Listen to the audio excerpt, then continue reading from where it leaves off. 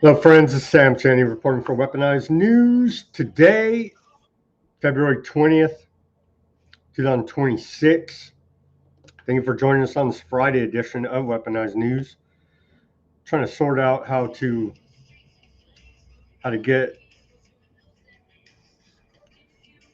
share on X here.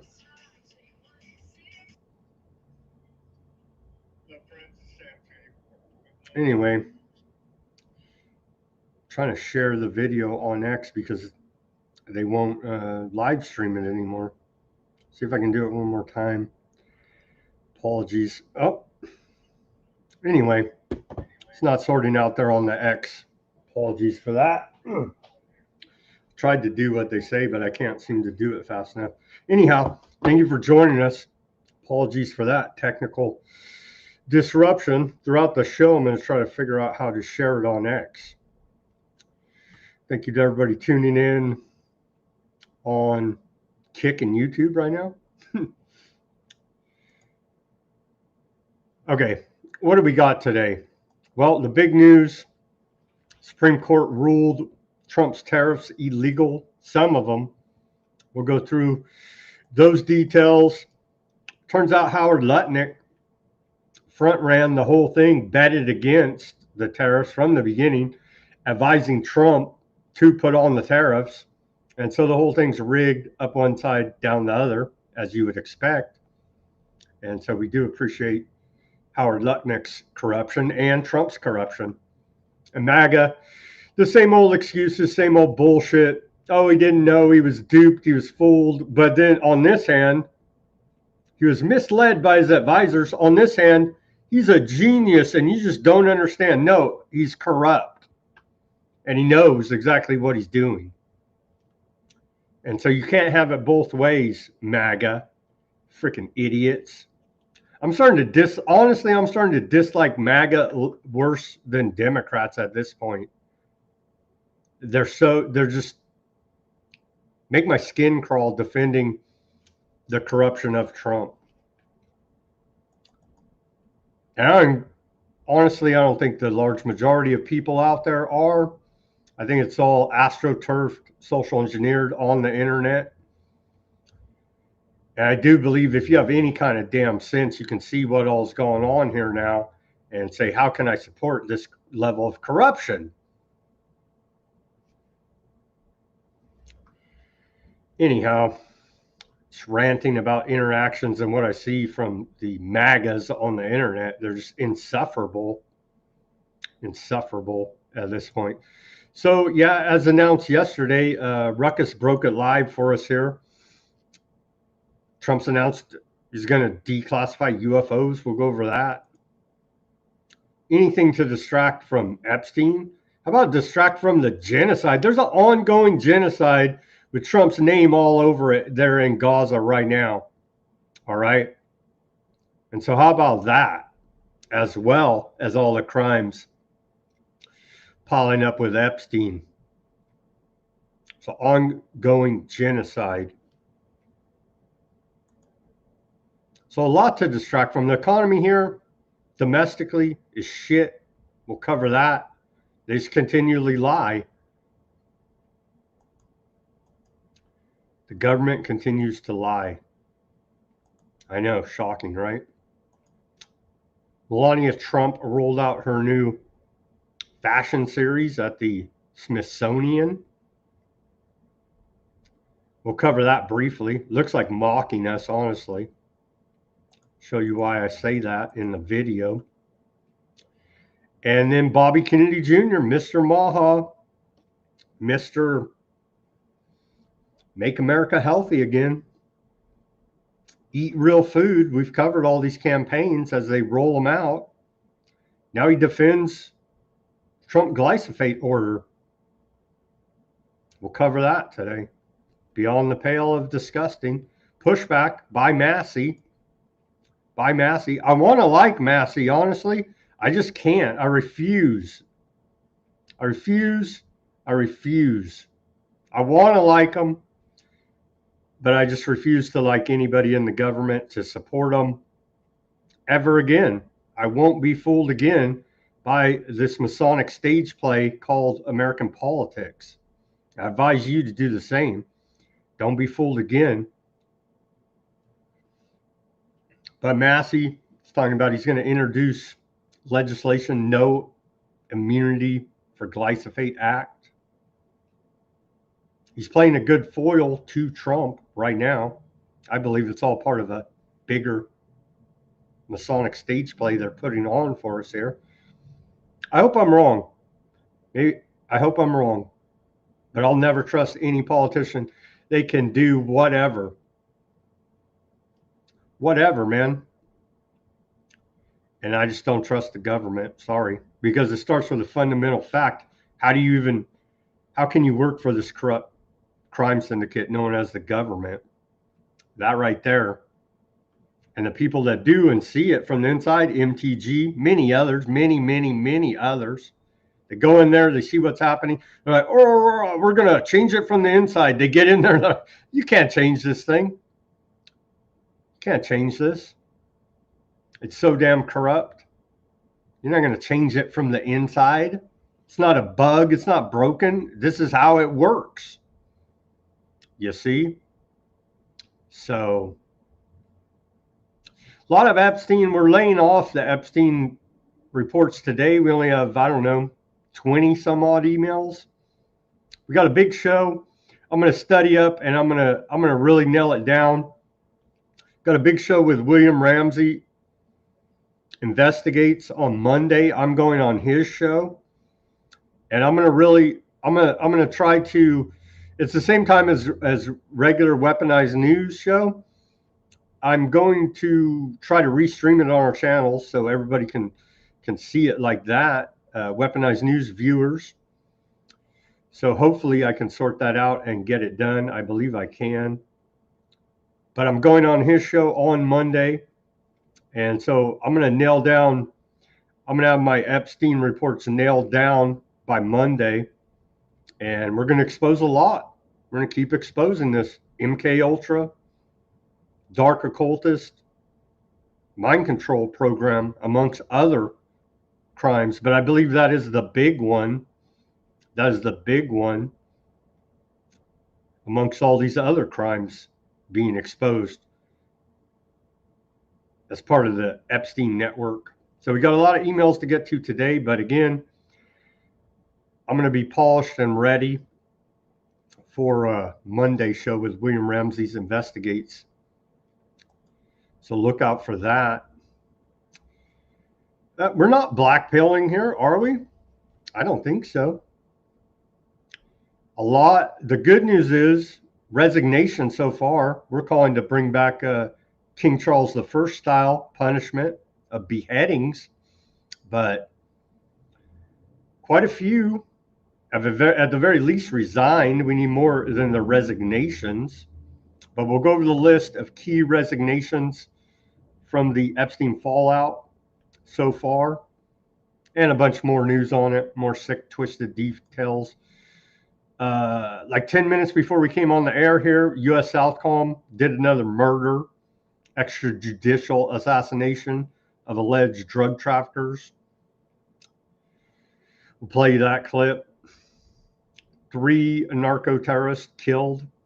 No evidence, just U.S. Southcom saying they're bad and showing us a video of them drone killing them. We got hardcore military grade propaganda from the U.S. military rolled out on social media for mass consumption. We'll play you those clips. Bunch of more evacuations out of West Asia region there. It's looking like an attack on Iran is imminent. We keep saying that. They keep saying that. So all the reports say. We'll cover more of the negotiations, the evacuations there, geopolitical news, and then Aardvarkland genocide continues. I was debating, should I read this or not? I'm going to read it. What the hell? It may be censored, but I'm reading Martin Luther. Remember him? the Protestant reformer, Martin Luther. I'm reading his book, The Aardvark and Their Lies, and I wanted to read just about a page out of it because it's from what 1546. This has been going on a long time, and I think he explains it very well. The way he puts it, I'm going to read you a page from his book anyway, and maybe that will help. It helped me get a better understanding, and maybe it can help you as well out there in the audience. Anyhow, all of that, much more on this. Tucker actually exposed in an interview with Mike Huckabee that President Herzog was on all up in the Epstein files. Cover that. They bombed the hell out of southern Lebanon, as that's a continuing campaign. All that and much more on this Friday edition of Weaponized News. Let me get to this day in history. On this day in history, we didn't have that much, honestly, of major significance that I thought we should cover here. On this date of February 20th, going back to the year 1725, 10 sleeping Indians scalped by whites in New Hampshire for 100 pounds a scalp bounty. 1725 on this day. In 1768 on this day, first American chartered fire insurance company opens in Pennsylvania, and I'm sure the fraud commenced after that. In 1809, so what, the country was just established 30 years prior, thereabouts. In 1809, U.S. Supreme Court rules federal government power greater than any state. Oh? In 1869, then Tennessee Governor W.C. Brownlow declares martial law in Ku Klux Klan crisis. In 1938 on this day, Adolf Hitler announces his support for Japan during the Sino-Japan War. In 1939, on this day, the American pro-Nazi organization German American Bund hold a rally at Madison Square Garden, and an estimated 20,000 people attend. In 1943, American movie studio executives agree to allow the Office of War Information to censor movies. They kick off a major war, and you can forget about free speech. They'll probably come arrest my ass. You know what I'm saying? I'm probably not big enough for them to even care. But hey, they launch a major war, and you ain't seen nothing as far as censorship goes. You ain't seen nothing. As history tells us. As history tells us. They will lock down this entire internet, the entire media, and you'll say what the Pentagon says or you'll be shot. You understand? That's where we're heading fast. 1944, on this day, World War II, the big week began with American bombers raids on German aircraft manufacturing centers. And then on this day in our civil liberties history, 1950, Senator Joe McCarthy claims a list of 81 communists in government. Senator Joe McCarthy gave a 6-hour speech on the floor of the Senate on this day, 1950, claiming to have a list of 81 communists employed by the federal government. The number was down from the 205 he claimed to have in his famous speech in Wheeling, West Virginia, which launched his career as an anti-communist crusader on February 9, 1950. Under pressure to reveal the names on his list, he finally offered the name of Dorothy Kenyon on March 8, 1950. Kenyon was an active lawyer, feminist, civil libertarian, and ACLU member whose career gave no suggestion of communist beliefs or affiliation. In his 4 years of prominence in American politics, he never produced an actual list of alleged communists in the federal government. Where's the list? Well, they're all commies now, so there's your list, your entire government. With that, here's a segue to the news. I guess we'll play, here's Trump. Here's Trump on the tariffs, on the Supreme Court ruling his tariffs are illegal. And then we'll get to all the rest of the news for you. And we'll be a lot stronger for it. We're taking in hundreds of billions of dollars. We'll continue to do so. To show you how ridiculous the opinion is, however, the court said that I'm not allowed to charge even $1. I can't charge $1. Can't charge $1. I would have used 1 penny, but we don't make the pennies anymore. We save money. Can't charge $1 to any country under IEPA. Not $1. I assume to protect other countries. This must have been done to protect those other countries, certainly not the United States of America, which they should be interested in protecting. That's what they're supposed to be protecting. But I am allowed to cut off any and all trade or business with that same country. In other words, I can destroy the trade. I can destroy the country. I'm even allowed to impose a foreign country destroying embargo. I can embargo. I can do anything I want, but I can't charge $1. Because that's not what it says. And that's not the way it even reads. I can do anything I want to do to them, but I can't charge any money. So I'm allowed to destroy the country, but I can't charge them a little fee. I could give them a little 2-cent fee, but I cannot charge under any circumstances. I cannot charge them anything. Think of that. How ridiculous is that? I'm allowed to embargo them. I'm allowed to tell them you can't do business in the United States anymore. We want you out of here. But if I want to charge them $10, I can't do that.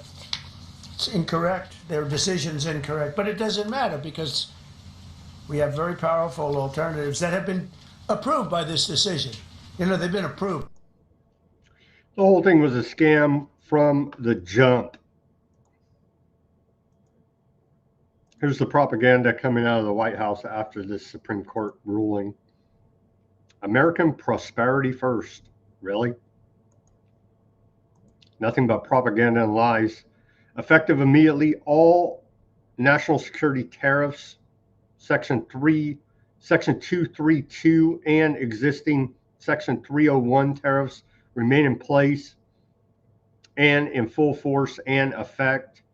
Today, I will sign an order to impose a 10% global tariff under Section 122 over and above our normal tariffs already being charged.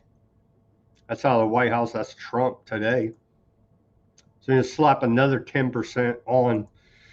And what is it?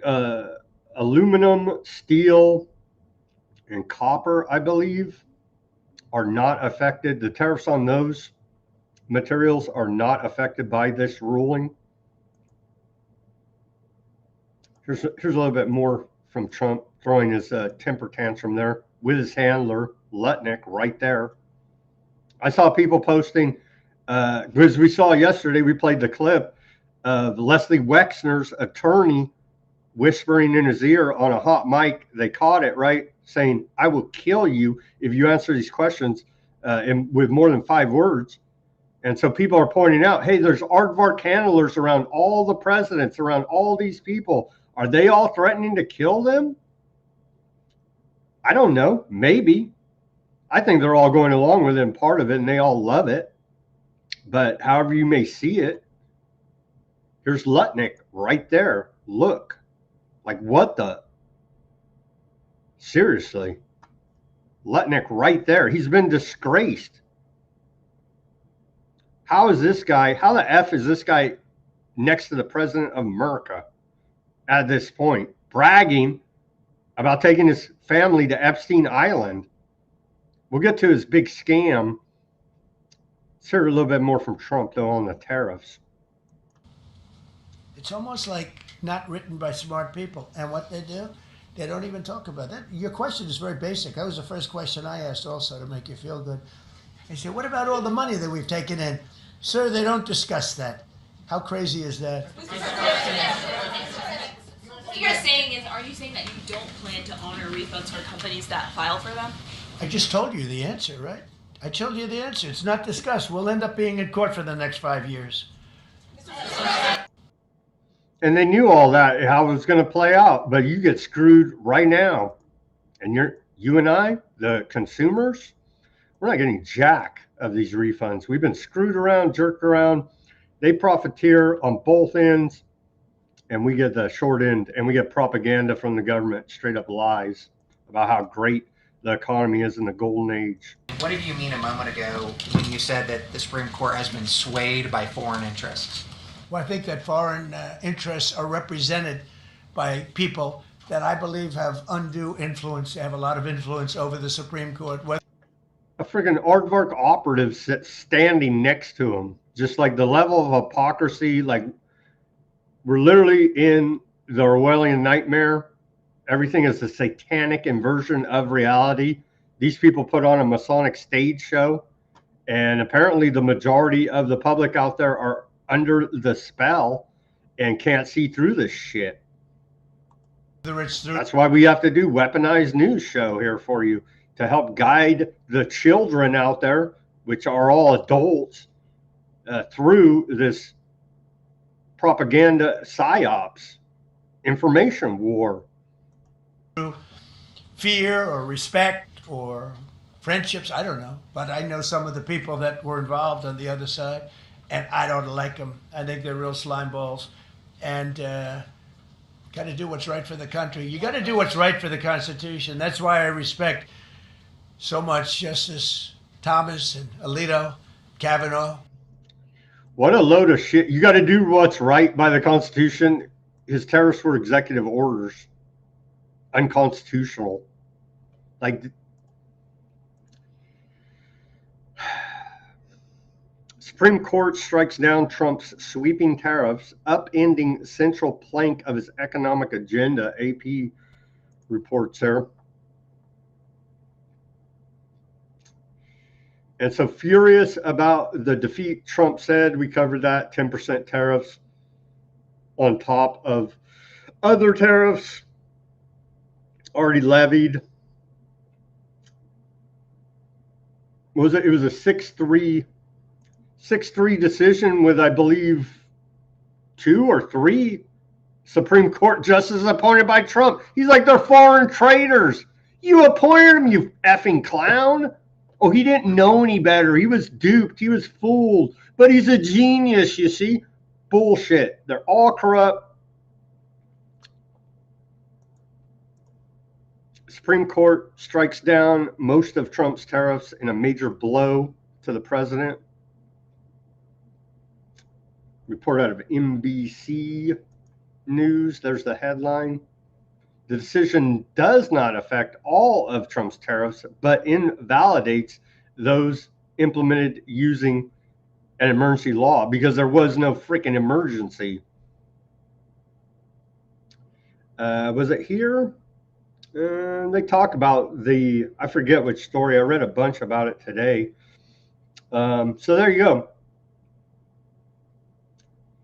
Gorsuch and Barrett, appointed by Trump, are a foreign traitor. So you could thank Trump for putting foreign traitors on the Supreme Court, according to Trump.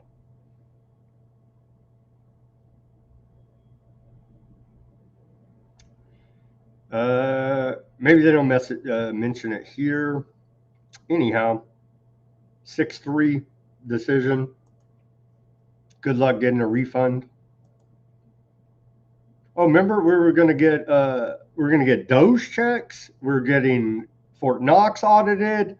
We're getting tariff checks. We get nothing.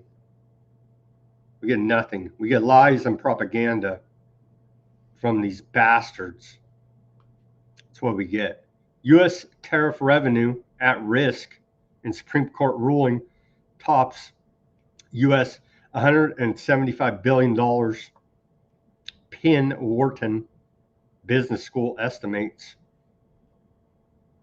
Their estimates produced at a request from Reuters was derived from a ground-up forecasting model that uses tariff rates by product and country for specific duties imposed by Trump, including those under the International Emergency Economic Powers Act. The Supreme Court could rule, well, they did already. This story's already old. They ruled it was illegal, unconstitutional.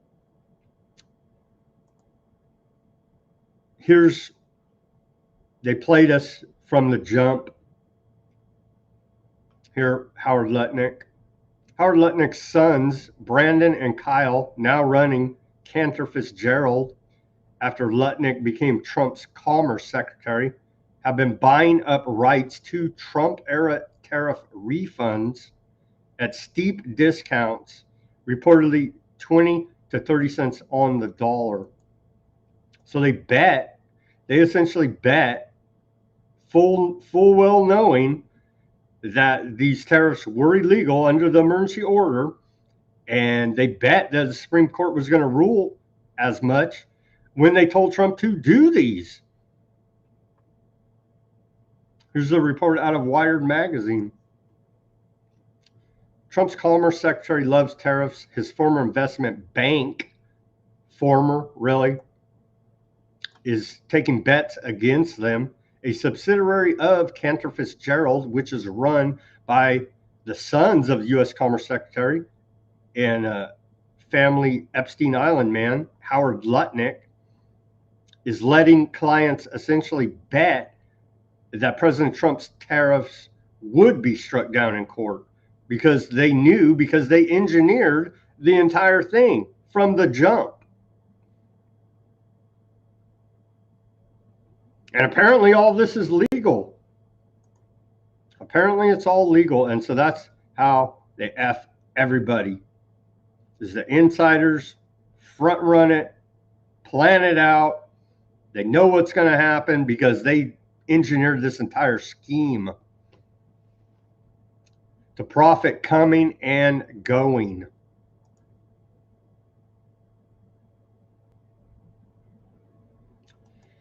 Here is the dissenting opinion by Judge Kavanaugh. He's still on Trump's side, apparently. It says the United States may require to refund billions of dollars to importers who paid the IEEPA, the emergency tariffs, right? Even though some importers may have already passed on costs to consumers or others. Well, they all did. I mean, you're a naive fool if you think anything different was going to happen. As was acknowledged at oral argument, the refund process is likely to be a mess. You think? You think? And then how are they going to account for all the inflation? Trump blasts Supreme Court tariff block is absurd. Here's his big old, I'm not even going to read all this, but he posted, he's turning into a lefty. Remember they said left-wingers can't meme. Well, and they write too much and all this. Well, Trump's a New York liberal, to remind everybody. So falling right in line. I'm not reading all this BS. It was illegal from the jump. They knew it. And they ran a giant hundreds of billions of dollars scam on everybody. Supreme Court ruling Trump tariffs may have been illegal and the government might have to issue billions of dollars in refunds. Companies paid Trump's tariffs and passed the cost on to consumers. Now, the government might have to refund the companies. You're not getting your money back, consumer. Trump imposed potentially illegal tariffs. Well, they are illegal.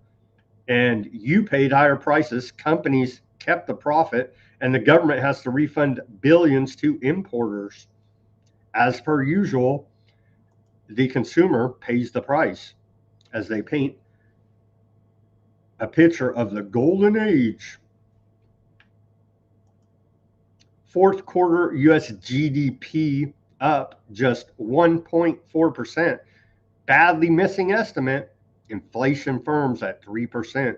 CNBC. And these are even with rigged numbers. These are with rigged numbers. The domestic economy is in the freaking tank, even according to their rigged numbers.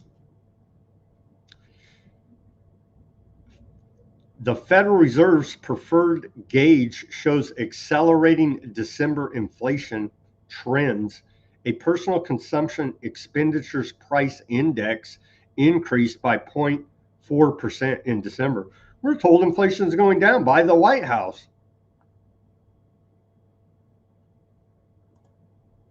That's a report out of Wall Street Journal.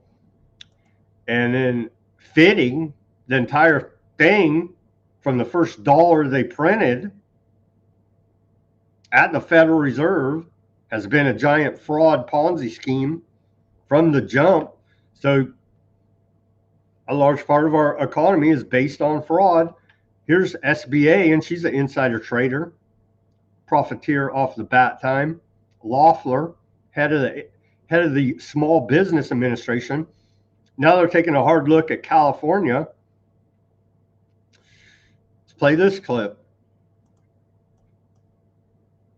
Where I'm here in California, yeah, it's corrupt beyond imagination. Committing over $8.5 billion in fraud. That's in addition to the agency's recent actions in Minnesota, where you saw nearly 7,000 borrowers worth roughly $440 million suspended. Kelly, what's going on? Where specifically is the fraud? Well, Maria, this fraud relates to pandemic-era loan programs that were broadly defrauded, and it was widely reported that about $200 billion, as much as $200 billion, could have been fraudulently gained out of the $1.2 trillion that went out for small business lending. So it's breathtaking. What's even worse is the Biden administration swept it under the rug, started forgiving those fraudulent loans. We're going back and saying that will not stand. We're going to have accountability. There's going to be restitution and jail time for people who defraud hardworking taxpayers and honest, deserving small businesses. $8.6 billion minimally in California. That shows these socialist welfare state policies don't work. They attract criminals that want to defraud American citizens, and we're making sure that we draw the line on that. It's all Biden, you see. There was no Operation Warp Speed that started it all. She can't even look at you straight either. These people, something's wrong with them. Are they all MK Ultra? They may very well be. All these puppets they roll out on the television, they may be all MK Ultra. That's the way I'm starting to see them. Mocking us here now with the redactions. This is the new Melania fashion line. Look, the redactions on the dress, they're literally mocking us to our face. I believe they're continuing the trafficking operation through the White House now.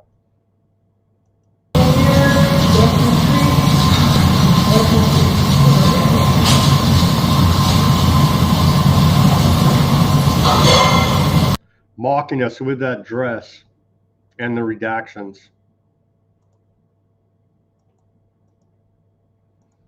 Just can't make this stuff up, man. Scientist Carl Grillmeyer, right here in California, Caltech astrophysicist and research scientist, NASA principal investigator on Hubble and and Spitzer space telescopes was shot and killed in his California home. At the time of his death, he was researching comets and asteroids hazardous to Earth. This guy right here, shot and killed, according to LA Times. Was he talking about this pole shift and the magnetic field? Probably was looking at that too. We've talked about here on Weaponized News. So we'll see. We'll see what happens with this. I'm sure it's just another blip on the radar. Trump has announced yesterday, thank you, Ruckus, for breaking it here on Weaponized News live. Yesterday, here's Trump's announcement about, and again, Trump should be impeached for failing to carry out mass deportations because they haven't done that, but they're rolling out of illegal aliens, but they are rolling out space alien PSYOP, i.e. Project Blue Beam propaganda to distract everyone. Here's Trump's post about that. Based on the tremendous interest shown, I will be directing the Secretary of War and other relevant departments and agencies to begin the process of identifying and releasing government files related to alien and extraterrestrial life, unidentified aerial phenomenon, UAPs, and unidentified flying objects, UFOs, and any and all other information connected to these highly complex but extremely interesting and important matters. God bless America. Look over there at the Project Blue Beam program going on. You see? Major distraction here. I wouldn't even believe the government if a freaking alien walked up there at the press conference next to Trump and freaking shook his hand or zapped him with a ray gun or whatever the hell. I don't even believe that at this point from these lying criminals. Report out of Daily Mail. Top secret Air Force jet spotted near Area 51 hours after Trump demands UFO files. And so they're trying to make a thing. We showed you in context what Obama said, because he said, yeah, I think there's aliens. And then he put it in further context on his Instagram. All the conspiracy Q idiots are just making up bullshit. Obama said, yeah, if you look at the whole universe and you think about there's other life out there, that's what I'm talking about, aliens, right? We showed it. We played the video. We showed him, Obama himself, put it in proper context. None of these conspiracy idiots, they don't care. It's just, I just can't. I just can't with this idiocy. This pisses me off right here. Big time. Big time. Here it is. Should piss you off too. The new pyramid, right? Dumping Roundup on everything. Turns out they soak your wheat, the large majority, in Roundup. They soak it. Certified organic is coming back. A bunch of items certified organic coming back with a whole lot of glyphosate in it. This shit is it's polluted our entire environment. And they don't even talk about GMOs. Again, what about all the GMOs? The whole reason for glyphosate in the first place, allegedly. Report out of the failing New York Times, Maha moms turn against Trump. Women feel like they were lied to. Oh, you think? Think?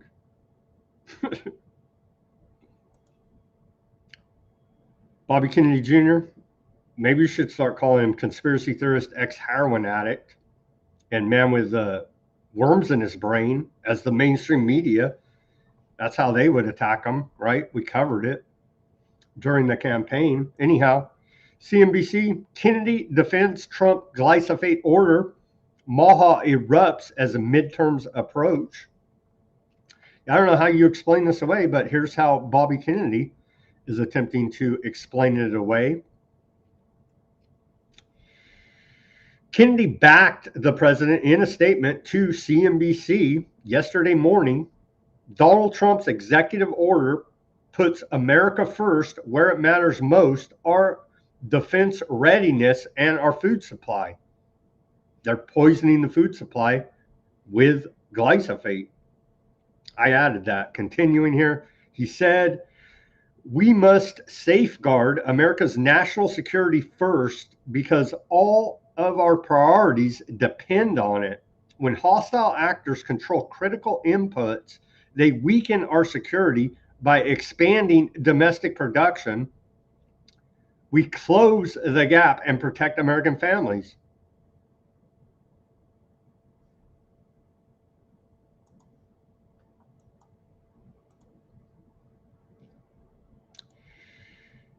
Thomas Massey, the foil to Trump in our Masonic stage play called American Politics.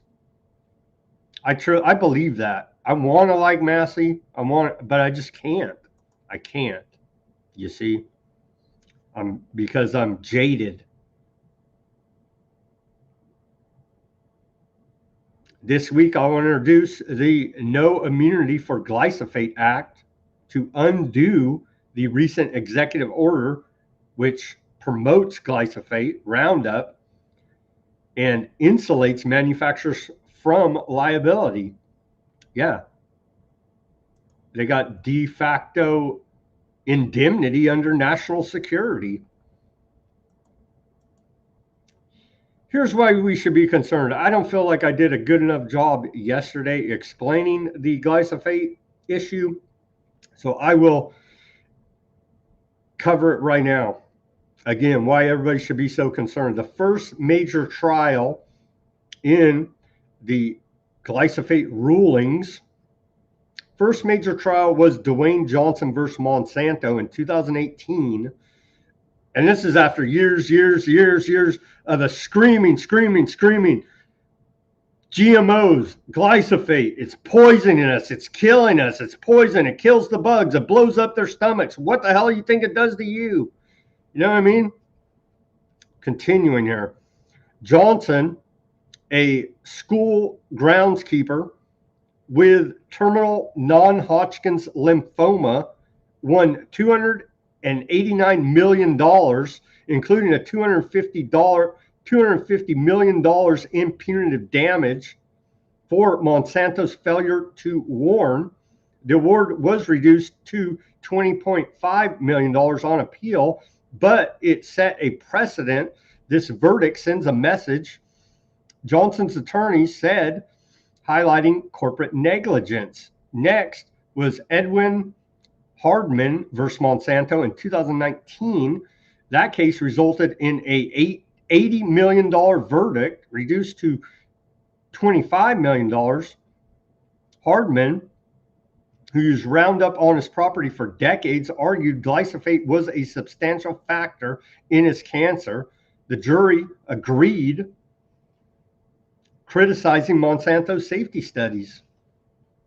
In Pilloid versus Monsanto, a couple both diagnosed with non-Hodgkin's lymphoma after using Roundup won $2.055 billion, the largest initial award, reduced to $87 million. It underscored long-term exposure risks. The plaintiff said, we were fighting for our lives. Indeed. Recent developments and verdicts. So that was all from the late 90s, going after Monsanto. Current litigation here. Litigation surged post 2020. In 2023, Durnell won $1.25 million in Missouri. Car and C in Pennsylvania got $175 million, focusing on punitive damage for hidden risks. Dennis in California secured $332 million, later appealed. A group verdict in Anderson awarded $1.57 billion, reduced to $611 million for multiple plaintiffs with lymphoma claims. 2024 saw McVision's staggering $2.25 billion settlement in Pennsylvania cut on appeal to $400 million, emphasizing emotional distress from cancer. Melissan won $78 million for decades of use. Martell got $3.46 million. However, Bayer won several defense verdicts, like in Young versus Monsanto, and others arguing no causal link. A 2025 Georgia case hit $2.1 billion before reaching an undisclosed settlement. As of this month, February 2026, there are 61,000 pending lawsuits, mostly in state courts in California, Pennsylvania, and Missouri. Federal MDL in Northern California handles over 4,500 cases. New filings continue with multi-county litigation in New Jersey. The U.S. Supreme Court is reviewing preemption in a Missouri case, potentially shielding Bayer under federal pesticide laws.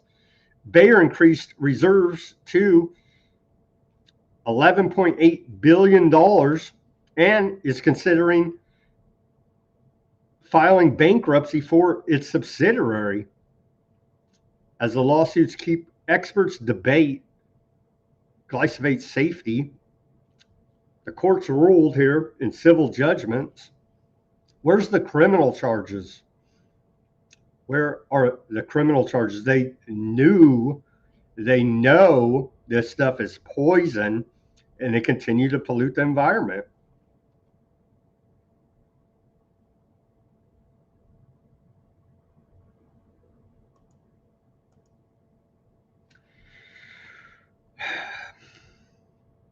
At this rate,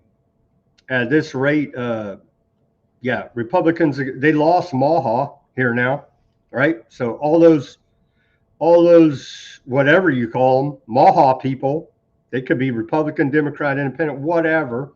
They're on board because Bobby Kennedy Jr. brought them in to Trump with Maha. We're getting rid of the miracles. We're cleaning up all this corruption, blah, blah, blah. And I don't see them turning out to vote for Republicans with this betrayal.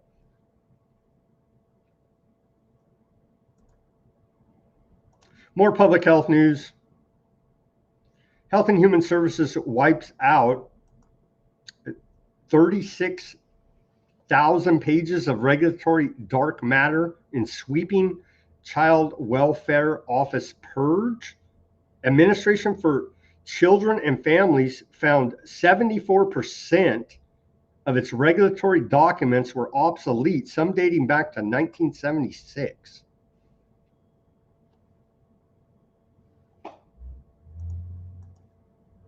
And then the affordability. Don't do drugs, kids. If at all possible, don't do their prescription drugs. Don't do the hard street drugs. Don't do these drugs. But they're telling the head of the FDA, old Markery, affordability is the number one priority for us, and we want to see lower drug prices. You don't ever hear them say don't even do these drugs in the first place. You can go to trumprx.gov. Here it is. They're literally the drug dealers here now masquerading as Maha. We care about your health. We care about your wallet. go to trumprx.gov and buy your low-price drugs that I believe in the large majority of cases are not even needed. You've been conned. You've been conned.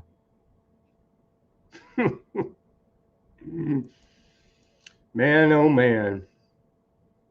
We had a bunch of Epstein to get to. Bunch of Epstein emails, reports. Let me take my live commercial break right now. We're like 50 minutes to the top of the hour. Everybody go to weaponizednews.com.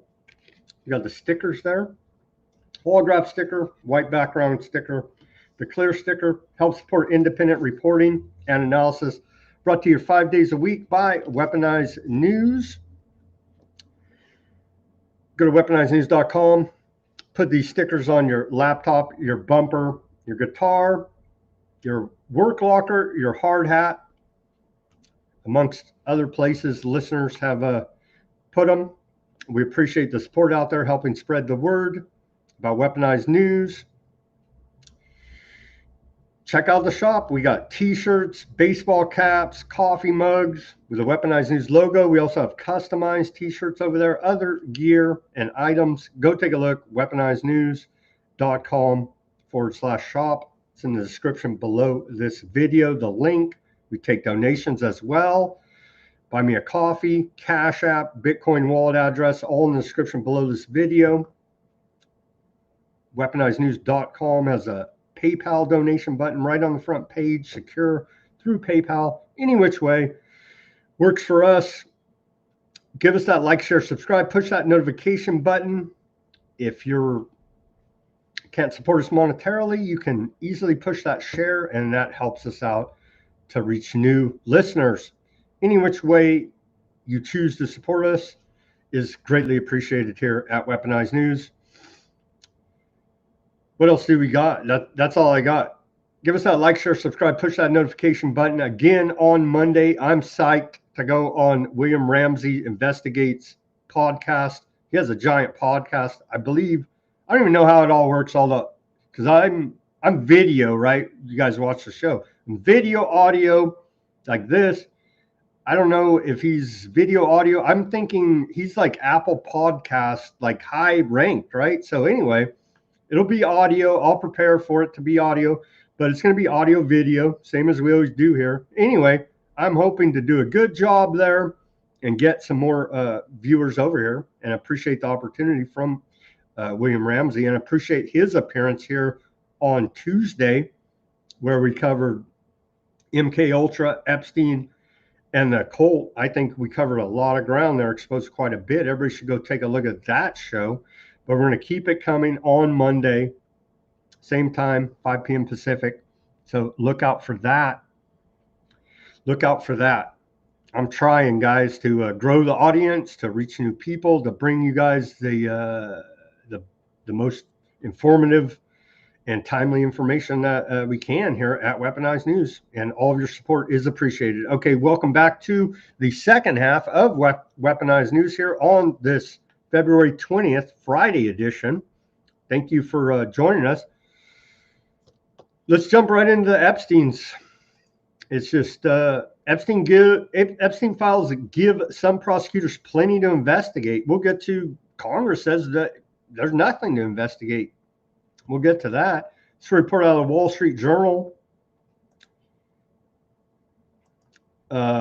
We covered that. Windsor, right? Andrew Baton Windsor was arrested yesterday, released after like 12 hours in custody.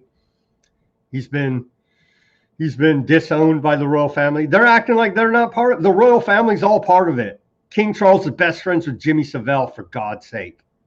Get the F out of here that you're ashamed by your brother because you're part of it too, King Charles. You know what I mean? It's just, give me a friggin' break. But at least they're acting publicly ashamed in the UK. Here in America, Trump says he's been exonerated. Nothing has exonerated him but DOJ redactions and propaganda and lies. Nothing has exonerated Trump. If anything, he's more criminally implicated than ever. And Doss says you protest too much. You know what I mean? He's looking pretty damn guilty. in my opinion here now. Epstein files arrest of former Prince Andrew makes Trump's Justice Department look pathetic.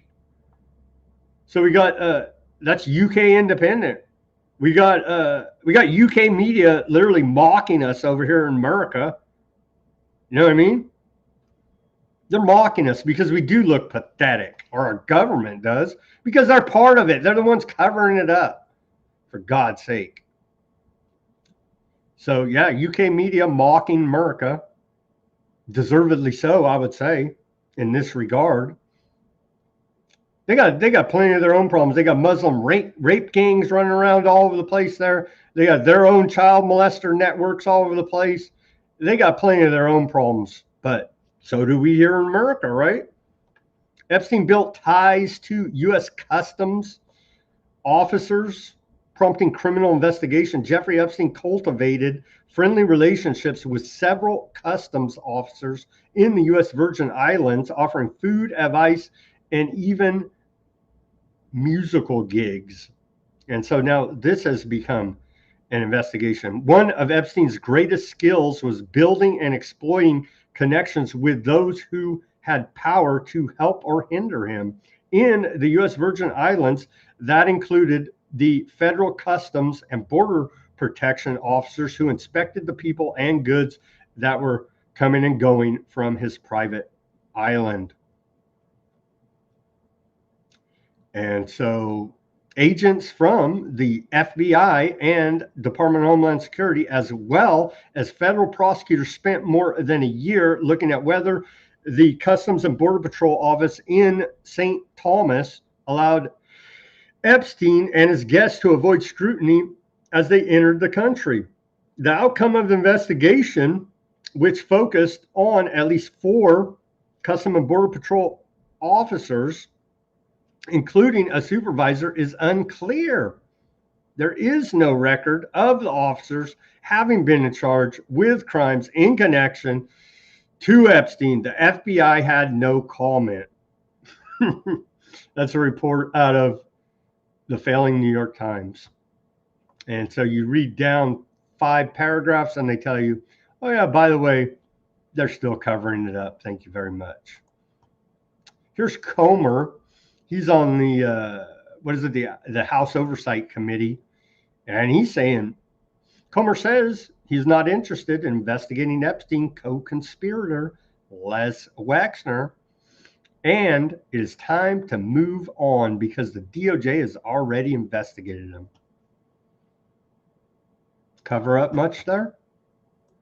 Who all has the Department of Justice questioned before? And obviously we deposed someone this week, Lex Wexner, who was one of the co-conspirators, but he's already been investigated by the Department of Justice. We're trying to focus now on the investigation on who has never been questioned by the Department of Justice, and how did, number one, Epstein accumulate so much wealth, and number two, how was he able to surround himself with so many rich, famous, and powerful people? And hopefully we'll be able to get some answers.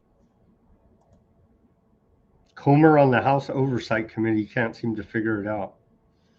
I do see Barr over there on the Rumble. He says he's a listener of William Ramsey. Well, thank you for tuning in to Weaponized News here. I'm going to give him my best on Monday on William's show, and hopefully bring out. And what does he say? He says he's a long-time listener to William Ramsey. His podcast aligns with truth instead of propaganda. Well, thank you very much, and that's why I enjoy William Ramsey's podcast as well. Okay, Epstein estate co-executors agreed to pay up to $35 million to survivors. The 2 men who managed Jeffrey Epstein's estate after his death are now paying to make lawsuits go away. Darren Indyke and Richard Kahn, accused of helping facilitate and conceal Epstein's abuse, have agreed to a class action settlement of up to $35 million with survivors. The money comes from what's left of the estate, not their own pockets, and the federal judge still has to approve it. Where'd all that $80 million in lottery winnings go? No admission of wrongdoing, of course, as with all these settlements, right? They just happen to write a very large check to the people they allegedly wronged. That's a report out of NBC News. Flight records reveal former New Mexico Attorney General Gary King took an Epstein chartered plane in 2014 while running for governor. Deb Haaland, currently running for New Mexico governor, was also on the flight. Both say they had no idea the plane was connected to Epstein. Of course they didn't. Here's that report from New Mexico, KOB4 News. Former State Attorney General Gary King is speaking out after it was revealed that he took a plane chartered by the late sex offender Jeffrey Epstein. That happened back in 2014. King was running for New Mexico governor at the time and flew from Santa Fe to Washington, D.C. Former Congresswoman Deb Haaland was also on the jet. She was running for lieutenant governor at the time of the flight. King says he hadn't seen the flight's invoice until just earlier this week. He also says he and Haaland did not know the plane had a link to Epstein. We didn't have any reason to know or believe that it was a plane that was owned by Jeffrey Epstein.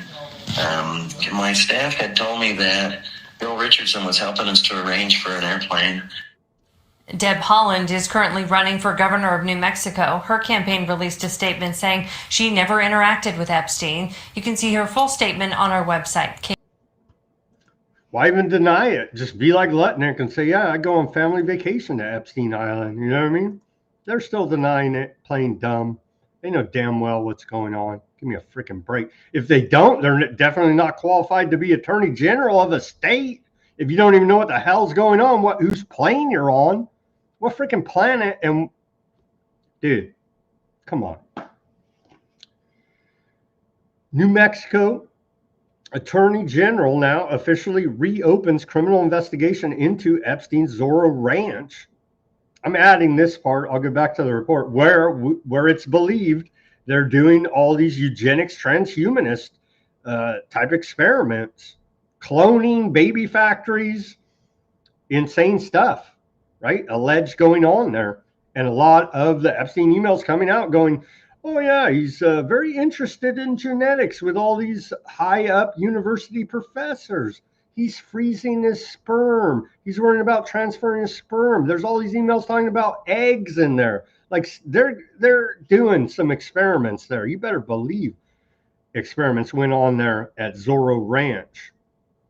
Continuing with this, with this report out of Santa Fe, New Mexican, they say the New Mexico Department of Justice is reopening its criminal investigation into Epstein's Zorro Ranch after reviewing newly released FBI files. The move follows an anonymous claim in federal records that the bodies of two girls may be buried somewhere on the property.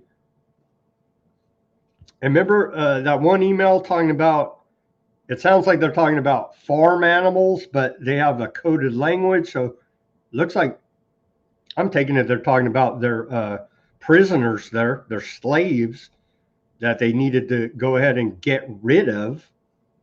Continuing this report, the original investigation was closed in 2019 at the request of the U.S. Department of Justice, Southern District of New York. Now, someone is finally asking why. Well, it's pretty damn obvious because it was a cover-up. New photo of Epstein wearing a United States Secret Service shirt on his boat. I don't know what this proves. Really not much, but because they always, people try to say he was Mossad, he's CIA, he was freaking Russian, right? That's the mainstream was running with that for a minute. Oh, he's a Russian spy. No, he was the international. He was working for all of them and everybody in between because he's serving the cult. the cult, the Illuminati death cult. Anyhow, here is Epstein sporting the U.S. Secret Service shirt, for whatever that's worth. You could see very clearly there, United States Secret Service. Well, keeping those in high positions of power safe. Epstein's team booked Steve Bannon a Delta flight from JFK to U.S. Virgin Islands on May 4th, 2019, with Epstein personally instructing staff Steve will stay on the island. This is 2 months before Epstein's arrested the second time. A former White House chief strategist flying to the private island of a convicted sex offender on his own dime with accommodations arranged by Epstein himself. Bannon has a lot of explaining to do. Well, Bannon's already said, well, he was, I forget even the statement. You just don't understand. He's just a humble filmmaker, you see. And the only interactions he had with Epstein were to further expose him. That's simply not true. He was running a PR propaganda campaign to remake Epstein's image after being a convicted sex offender. Here's the emails. Bannon is so freaking dirty. He's dirty. He's dirty as the day is long, as is Trump. Hey, MAGA, right-wingers, Republicans, you got sold a bill of goods and conned. It's time to wake the hell up. I know our audience doesn't even fit that, but man. I threw this one in there because it was a loose Bill Gates. It doesn't really tie to anything. It ties to the overall bigger exposure. Epstein to Bill Gates' top science advisor, Boris Nikolic. Before Bill sits with Paul Jones and Glenn, we should talk. Will Melinda be there? Nikolic replied, just left Bill running for lunch with Rubenstein, Gates' own chief science advisor, was functioning as Epstein's scheduling go-between 3 years after his conviction. Here's the email. And so, yeah, Bill Gates, the world's doctor during the bad times, and his scientific advisors, all up in it. All up in it. Someone casually reporting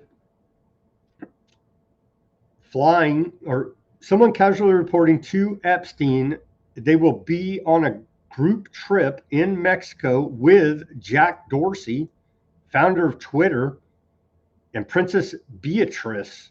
The subject line of the email, oopsie. And so these are just like random ones, but I'm reporting as much as I can because we're putting it on the record, and we're gonna connect the dots, you see, with all these random ones, but they're not all random. Epstein suggests Peter Mandelson marry Princess Beatrice so the queen would have a queen as a grandson. Epstein was excited about incest, amongst other depravity. Here's that email. Right? Or you could marry Prince Beatrice. The queen would have a queen as a grandson. Again, with the eugenics, the bloodline. Epstein fallout claims another one. Mandelson's firm, Peter Mandelson's firm, is shutting down. Global Consult is closing its doors after clients reportedly started jumping ship over Mandelson's Epstein ties. Barclays, Tesco, Blackstone, and the Premier League are among the names said to have walked out the door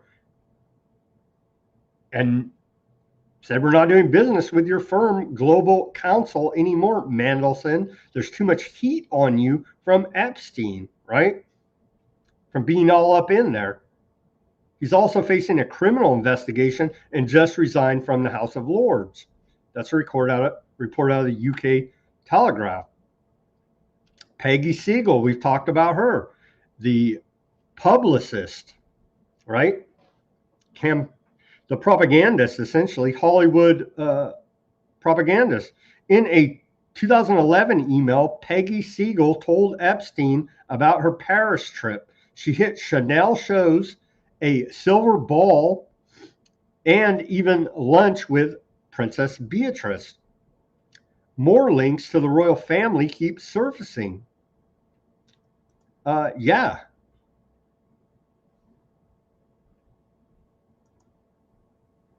Again, King Charles and Jimmy Savile. It's all freaking right there. It's been right there.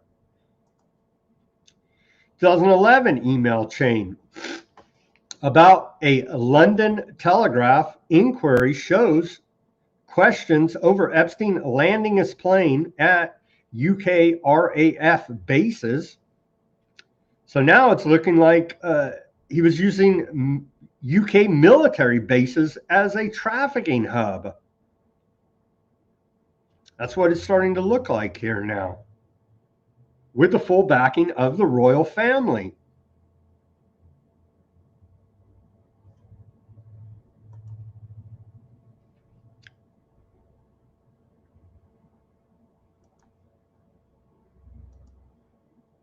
Epstein's plane landed at British military bases. March 2011, London Telegraph asking questions.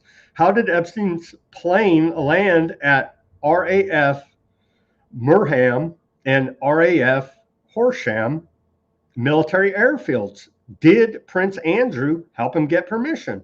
The email chain. The PR team forwards the Telegraph inquiry to Epstein. Epstein forwards it to Maxwell. Epstein just spoke to Larry. It's true.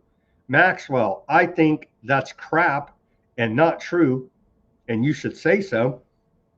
A convicted sex offender and alleged sex trafficker's plane was landing on Royal Air Force military facilities with help from a prince, with help from the whole damn royal family.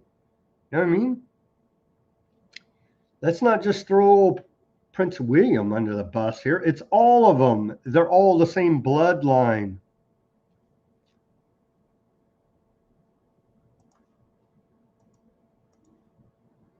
UK victim, aged 6 or 11 in the mid-90s, claims her dad trafficked her to pedophile parties.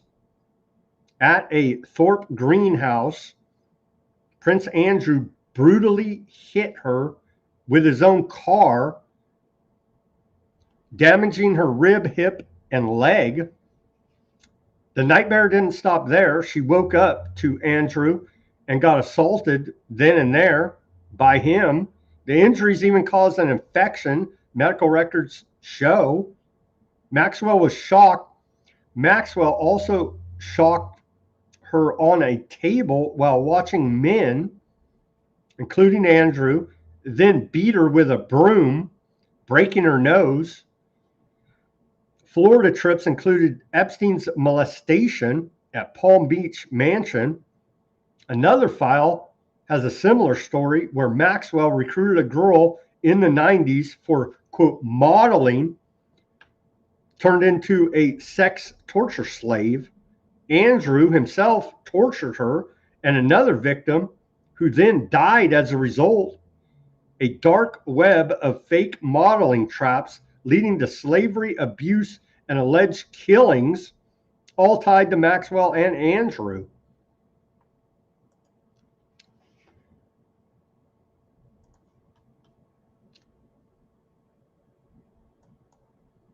And here's the documents.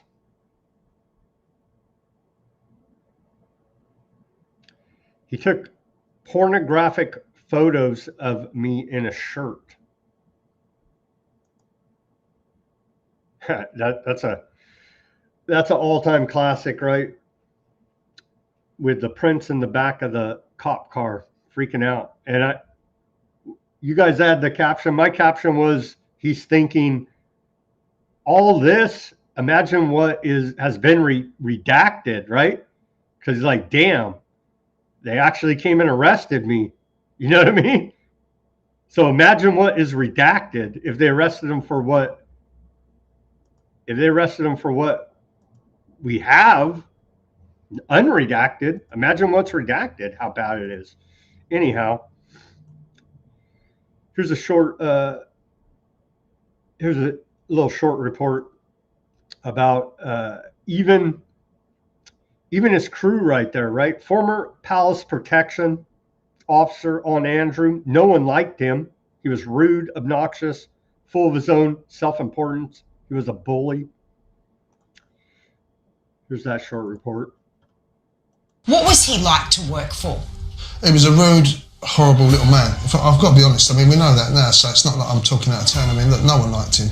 He was rude, obnoxious, full of his own self-importance. He was a bully. What was a typical day of him dealing with you? So basically, we would deal with him if he was coming into the palace or if we had one of his guests and he wasn't happy, then we'd know about it. What were some of the names he would call you? Effing imbeciles. Notably, fat, lardy-assed C-word. Idiots. Yeah, just that sort of, demeaning sort of words he would use when he was not happy. And no one, had the guts to go to the Queen and sort of say, look, can you read him in? Because he's really terrorising his own staff. And why is that? Why did nobody go to the Queen? Because, again, most people knew that it was the Queen's favourite. Like the Queen would have done anything. And yeah, Pamela's right on the rumble. He was arrested for sharing state secrets, not sex crimes. Yeah. But as you could see, he's all up in all the sex crimes as well. Check this 2013 email. The anonymous sender is hitting up Epstein as an expert in cleaning wrong stuff off the internet to hook him up with tech guys. The sender wants to wipe pictures, film of an American buddy caught with an escort. We will find your assistant, kisses and X's, but the story doesn't end there. If you see the redacted company number, company 0604048 is GMI Productions Limited, dissolved in 2024.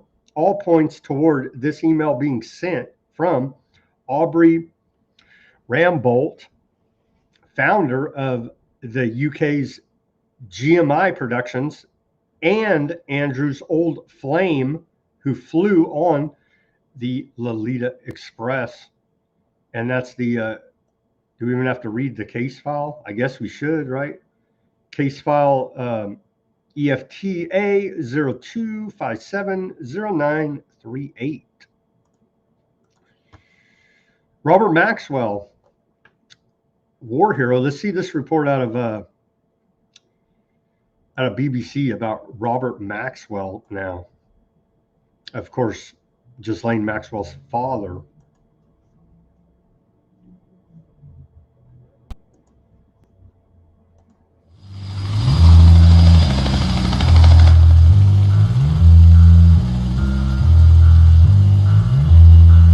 I wanted to find out who Maxwell really was and how he built such an empire.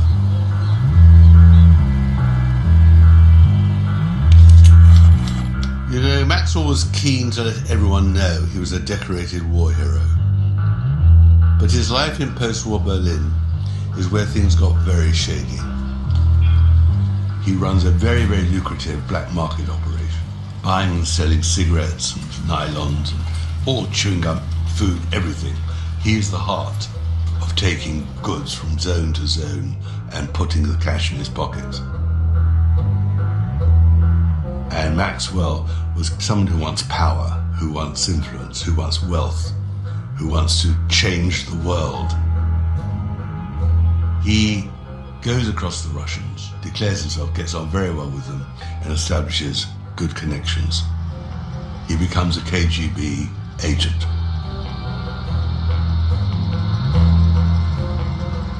Maxwell was a special person. He was received in our highest spheres. In our parlance, it was called an useful official relation. So that meant that a foreigner can be useful to us as a person who would have an access to some information and who would willingly or unwillingly share it with us. At the same time, he presents himself to MI6 and he says that he's established amazing connections with leading scientists all over the world. Unbelievably, what he really wanted was MI6 to finance him to start a publishing company. It was obvious that he'd been doing odd things for MI6 from Germany already, and he suggested that we should subsidize him to buy a book business. I don't know of any other case. I was certainly never involved in any other case of MI6 buying a business for anybody. He's both working for British intelligence and Russian intelligence. No loyalties other than to himself.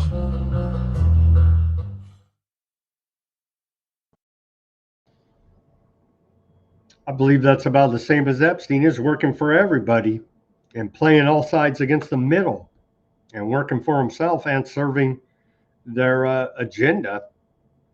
Here now. What is Kerry says Andrew betrayed UK. He betrayed UK. He betrayed humanity itself, right? Are they even human? I mean, they don't act like humans.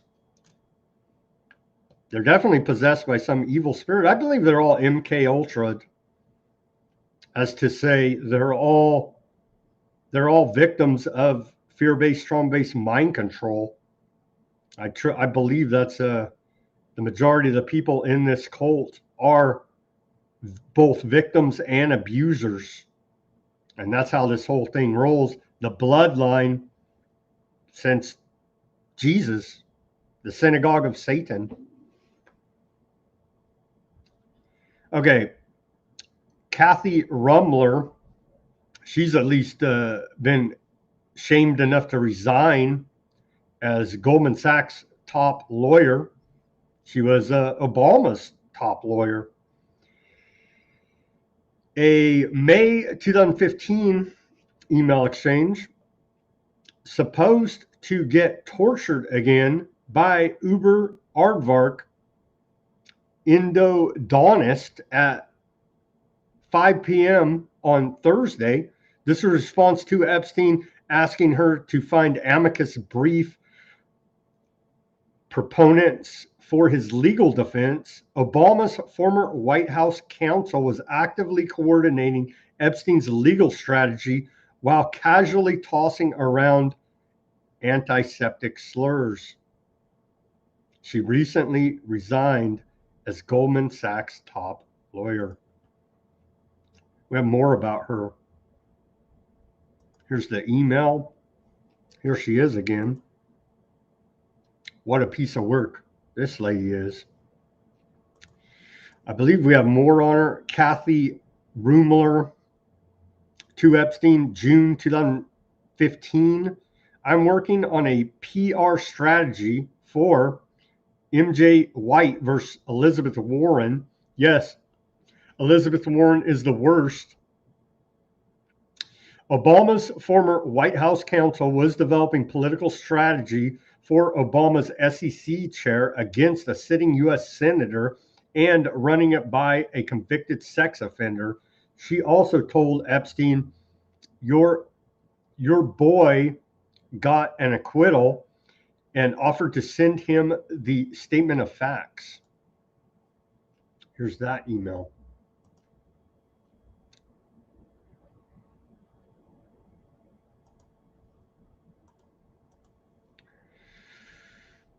Kathy Rumler, Obama's former White House counsel, to Epstein, February 2015, victims' rights, my ass. She told Epstein the CVRA case filed by his victims was about money asked if Alan Dershowitz knew who at Boyce firm was handling it, and said she was so pissed off now that I can't see straight. That's me reporting on this, reported on Epstein, especially reported on the glyphosate anyway. That evening, she headed to David Axelrod's book party, Obama's inner circle, with deep ties to Epstein through this attorney. Direct link right there.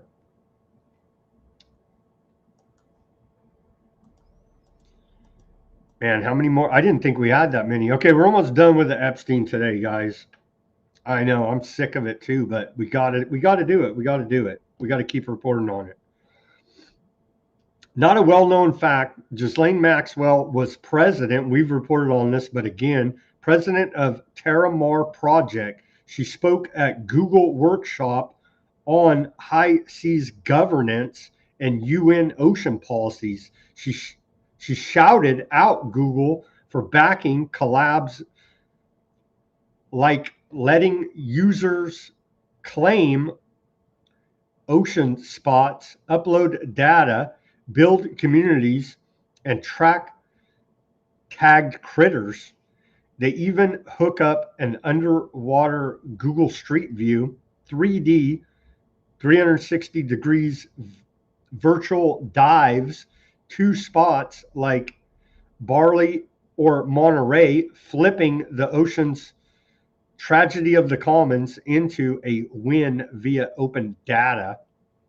But here's the dark twist. Terramar, her 2012 nonprofit, folded in 2019, right after Epstein's bust, during FBI probes for possible links to his sex trafficking ring. It was an opaque, do-nothing charity funded by her loans with just one staffer, herself. It had debts of over $500,000 at the time of its closing. Some theories tie it to Epstein's ops, maybe as a front for ocean-based trafficking via subs or yachts. Still looking deeper into this. Maxwell's ocean obsession reportedly stemmed from family pals like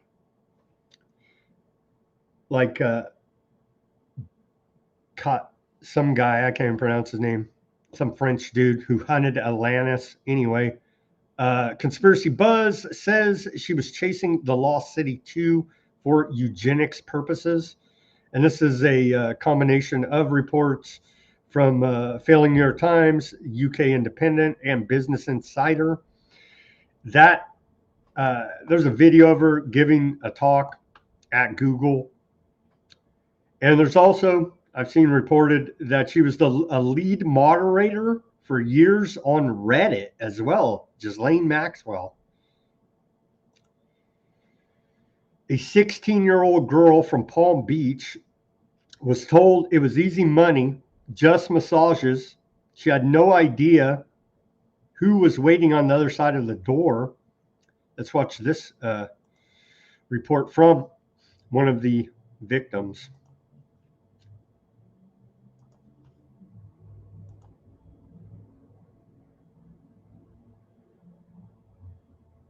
I thought this was, if I didn't say anything, nobody was ever going to find out. But apparently they found my name and number at his house that I had written down, and they found me. And so we had to have my mom's permission. So I had to tell her the story all over again.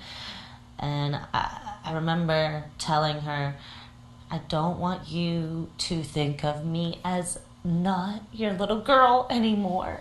I was like, don't think anything other than what you already know of me. I'm like, but I have to tell you something because I have to talk to some people about it. So I'm just going to tell you, I guess. When she told me, she didn't tell me everything. She never did.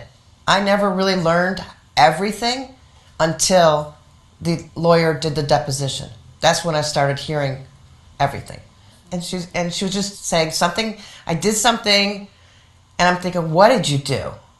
You know, why is this so, you could see it on her face. She was really struggling to tell me this, and it was very generic, and I kept on thinking, okay, so she's not pregnant. This is an older guy that's got a lot of money that wanted a massage, and he took it a little bit farther, and you know, he locked the door and wouldn't let her out, and she was crying, and she said, the only thing you'd said is, I took my top off. He told me to take my top. You didn't say anything more. I don't think at the time, or you said he started masturbating. I think you did tell me that in front of you.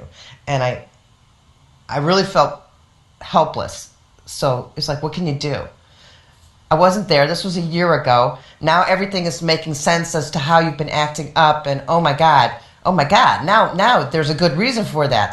There's a reason why you broke the drywall all apart. You kicked the wall. Why you put the locks all over the place. Why you were so depressed all the time. You know, why you were so emotional. I mean, all that started making a lot of sense. You start playing all this stuff back in your head. And when the Palm Beach police detective called and said, look, the DA's not going to take this case, we just felt like God, this was all for nothing, you know. This kid went through all of this, and all these other girls, you know, we actually didn't even know how many until we really didn't know how many there were. You said there was a few of other girls, but I don't think either one of us knew until the lawyer from Miami got involved. That's when we started realizing how big it was. And she was a little fish in a big, big ocean. Wow. Shout out to the chat there, Snow on the YouTube. He says like the stream or you're antiseptic. Indeed. Indeed. Thank you, Snow. And shout out over there on the X too. We have a viewer that's been sharing the show, and we are much appreciated because it's all jacked up. Jenny Butcher there on the X. Shout out to you, and thank you very much for sharing the show over there, because I couldn't seem to figure out how to do it at the beginning. Anyhow, thank you very much for that. And Ruckus, as always, for helping promote the show and sharing, and everybody else that shares. Thank you very much. A little bit about the chats. Pamela says, yes, the townhouse, 9 and 11 East 71st Street, right off Central Park. Neighbors with lots of CFR types. Like Lower Broadway, 120 next to Brown Brothers Harriman, World Trade Center, Wall Street. They're toxic neighbors. Carrie says exactly how NGOs launder money. Indeed. And Bar on Rumble says any connection, he's talking to Pam, any connection to the alleged massive gold heist under World Trade Center complex? Pam says 6 letters in my name, please. But what were they saying? I thought they were talking about 9/11. Yeah, there's a big gap. There's a gap in the Epstein files before and after 9/11 that they don't want us to know about, all the talk between the Epstein network going on before and after 9/11, all the profiteering that went on from 9/11, amongst other crimes, I'm sure discussed there. Here is, we got another report here from Ben Swan about Hillary Clinton. She doesn't know, Hillary doesn't know anything. She never even met Epstein. You know what I mean? There's pictures of him, but. Hillary Clinton recently sat down for an interview addressing her family's connections to Jeffrey Epstein, and her answers raised a whole lot of new questions. Listen to this. Do you regret the links that there have been? You know, we have no links. We have a very clear record that we've been willing to talk about, which my husband has said. He took some rides on the airplane for his charitable work. I don't recall ever meeting him. No. Hillary, come on. During that interview, Hillary Clinton says that she does not recall ever meeting Jeffrey Epstein. Is that true? Possibly. That's despite reports claiming that she visited his private island. I guess he wasn't there at the time? Oh, and she also traveled to his New Mexico Zorro Ranch. Was he not there at the time? She also says, and this is maybe more interesting, that she and Bill Clinton, her husband, had no links to Epstein. And yet, Epstein made multiple visits to the White House during the Clinton years. When I say multiple visits, that's an understatement. In fact, according to official visitor logs, Jeffrey Epstein made 17 visits to the White House during the Clinton presidency. And the former president was photographed on Epstein's private jet, the Lolita Express. A point of fact here, Bill Clinton rode on that private plane, the Lolita Express, dozens of times. According to flight logs, Clinton was on that plane 17 to 26 times. That's just between 2001 and 2003. But there's no links. And then there's more, because it wasn't just Epstein visiting Clinton and Clinton visiting Epstein. They also traveled together. Most famously, on an Africa trip in 2002, Clinton and Epstein took a multi-country trip across Africa over 9 days. So let's be real. The idea that Bill and Hillary Clinton didn't know Jeffrey Epstein, that they have no links to him, is the biggest gaslight of this entire story so far.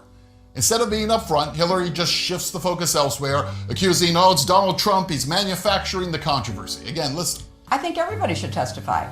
Look, including the former prince. I think everybody should testify who is asked to testify. I just want it to be fair. I want everybody treated the same way. That's not true for my husband and me, because other witnesses were asked to testify. They gave written statements under oath. We offered that. They want to pull us. Why do they want to pull us into this? To divert attention from President Trump. This is not complicated. Clinton says, again, zero links between Bill Clinton and Hillary Clinton and Jeffrey Epstein. But she did acknowledge at least one thing: meeting Epstein's close associate, his girlfriend, his madam, his whatever you want to call her, Ghislaine Maxwell, on multiple occasions. You know, Maxwell attended family events, including, look at her, she's right there at their daughter Chelsea's wedding. Ghislaine Maxwell helped to support the Clinton Global Initiative in its early days. So again, let's be very clear here. That's not zero connection. It's the exact opposite. It's deep connection between Bill Clinton and Jeffrey Epstein, and Hillary Clinton and Ghislaine Maxwell and Jeffrey Epstein. Deep connections between all of these people. And to pretend otherwise, again, as I said, is the biggest gaslight of the story so far. So tonight, the bigger question may not just be whose name appears in the files. The question is why the public has only seen, as I mentioned, just a fraction of them. Again, there's terabytes of data, years of investigations, and still the vast majority of it remains sealed, and we're being told it will stay that way. If the evidence exists, why is this not being made more public? Because until those answers come, the questions surrounding the Epstein case are not going away. Because the DOJ is the Epstein network. Okay, here's the list. I know I'm going to butcher the names to wrap up the Epstein coverage for today. At least they're resigning. We need to rest. We need to bring back King Charles I style punishment and justice for the people. But until then, they're resigning. Here's the list so far of big names, the fallout from the Epstein files. Thomas Pritzker, Hyatt executive chairman. He resigned from Hyatt Hotels. Catherine Rumbler, we covered that. Goldman Sachs top attorney, former Obama top attorney. She has resigned from Goldman Sachs. The Sultan dude, Ben Solyom, we covered that guy. DP, he's talking about the torture amongst other depravity in the Epstein emails. the CEO of DP World, he's resigned now.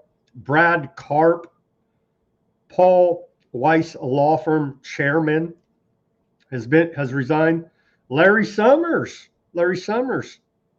Harvard president and OpenAI board of directors, stepped down from OpenAI board and Harvard-related roles after Epstein connections resurfaced.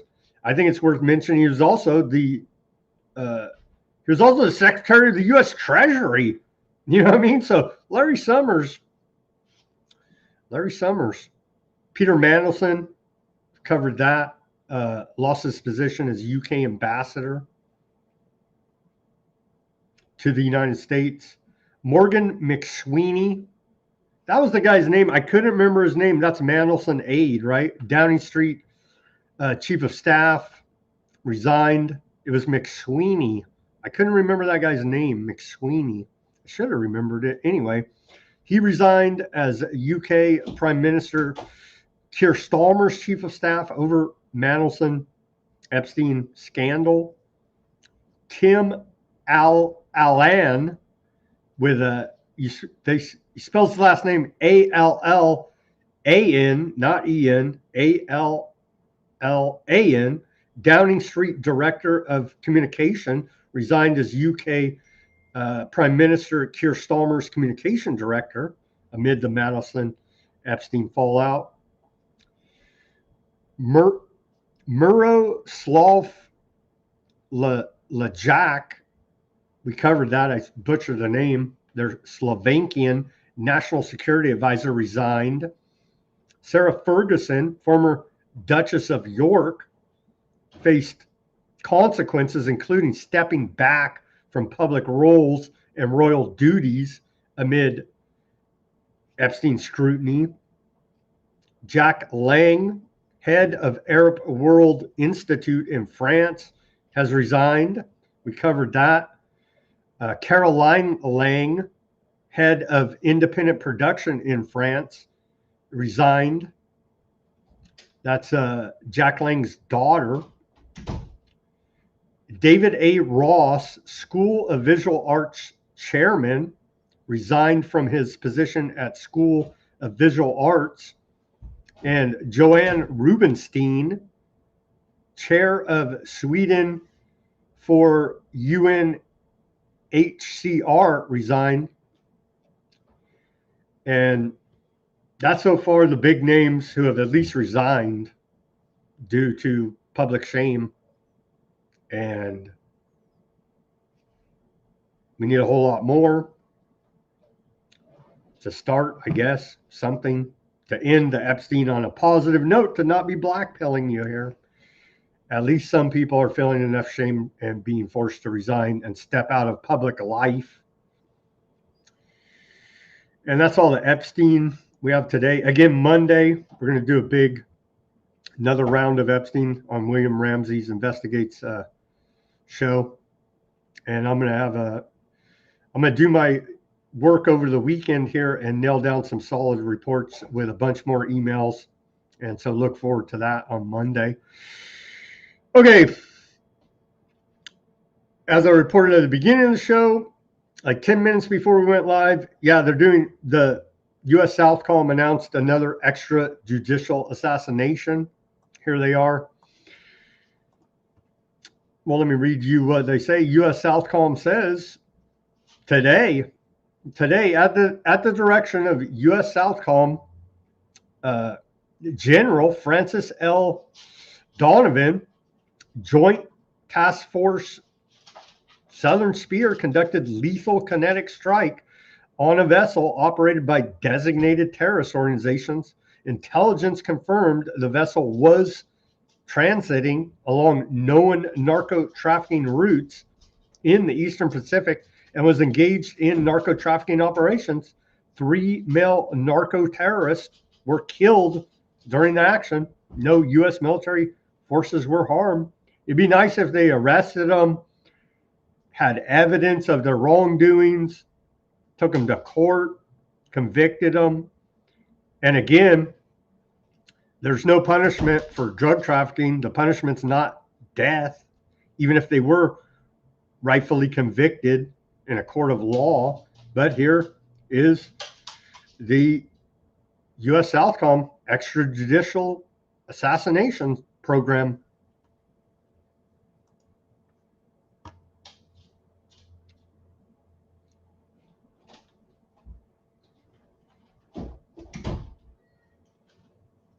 There you go, up in smoke.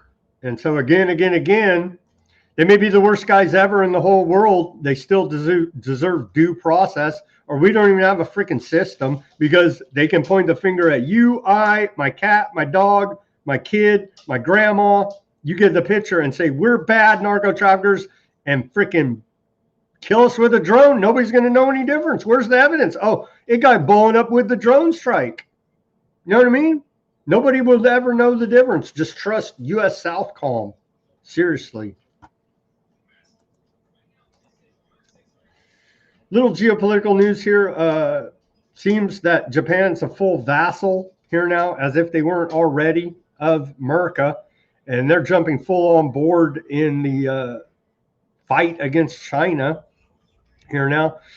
Japan's prime minister says Tokyo is moving beyond limited pacifism, preparing for long-term military challenges, and sees China as a main source of regional instability. And so Japan jumping on board here as a U.S. vassal in the Cold War, may soon become a hot war with China.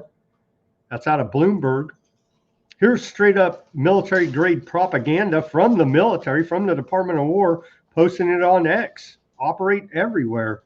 They're putting out a lot of dystopic memes and videos lately, using military grade propaganda on the general public, on social media, on X. Here's the video.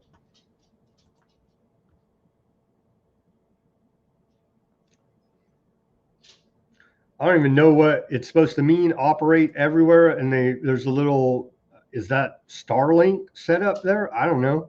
Stare at it too long, you may have a seizure. I don't know, but man. More from the Department of War, straight up 1984 Orwellian style. Here's the post. Achieving peace means preparing for war. What? Yeah, read that again. Achieving peace means preparing for war. Strength equals deterrence. Ultimately, you want your Department of War to create a sense of deterrence. You can't win, so don't try. Straight up propaganda from the military here. And very Orwellian. Achieving peace means preparing for war. Strength equals deterrence.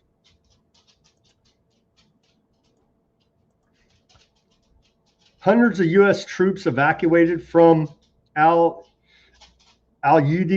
Air Force Base there in Qatar, and U.S. bases in Bahrain. German citizens told to leave Iran immediately. I think U.S. citizens have already been told that, right? Like a week ago. And so all signs are pointing toward, and then you have Norway. Norway moves soldiers out of parts of West Asia over security concerns. Yeah. It's looking to be kicking off here.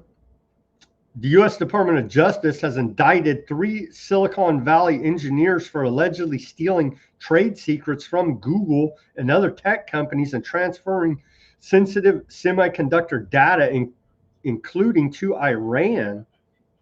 The defendants, 2 sisters and a third associate, are accused of conspiracy, trade secret theft, and obstruction of justice. Prosecutors say they copied hundreds of confidential files related to advanced chip and processor technology, attempted to delete evidence, and moved data to unauthorized platforms and devices. All 3 were arrested in San Jose, California, and face up to 10 years each in prison if convicted. Old Steve Witkoff, our envoy to not make peace, right? Anyway, Witkoff negotiating with Iran. Witkoff rejected Iran's proposal for 3-year enrichment halt, pledge not to strike aardvark land. Witkoff allegedly refused to even negotiate further on the offer. The proposal by Iran reportedly included halt enrichment for 3 years, then cap it at 3.67%, dilute existing uranium under U.S. supervision, or ship it to Russia. We reported on that at the time. Russia offered to take their nuclear waste, essentially, off their hands. Keep ballistic missiles, but only for defense. Stop publicly questioning aardvark land's right to exist. End military support for Palestinian groups. And a 5% commission to the United States on oil sales through Swiss mediation. That's a lot more than Tehran has ever even put on paper. Washington said it's not even close to enough. So the demands, again, no nuclear program, which allegedly Trump told us we blew up Operation Midnight Hammer back in June of last year. But now they're going to hit us with nukes, right? Again.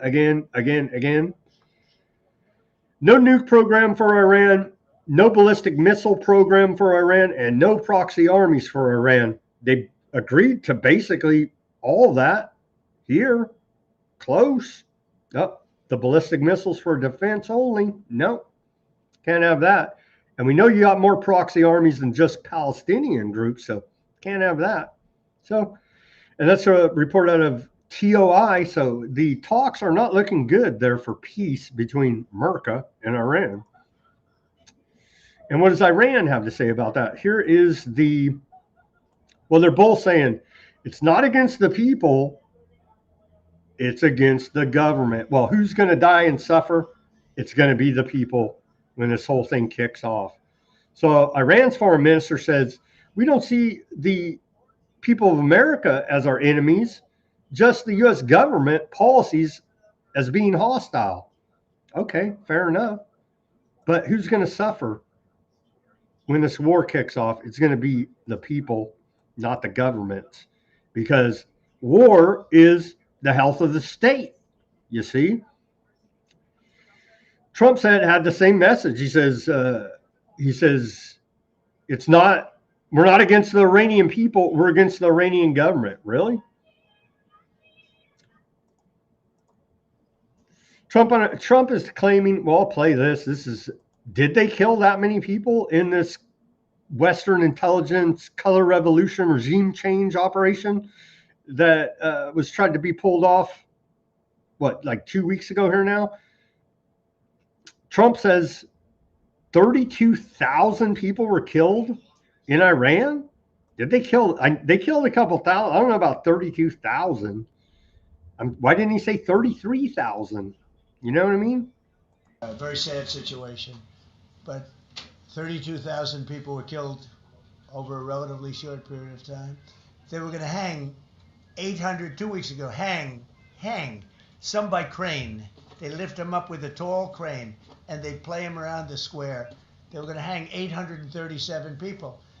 And I gave them the word, if you hang one person, even one person, that you're going to be hit right then and there. I wasn't waiting 2 weeks and negotiating. And they gave up the hanging. They didn't hang 837. 32,000. What did they do with all the bodies? 32,000 people were killed in that failed Western-backed regime change operation. Here's Trump saying that the president of Syria, our favorite reformed terrorist, he said he essentially put him in there.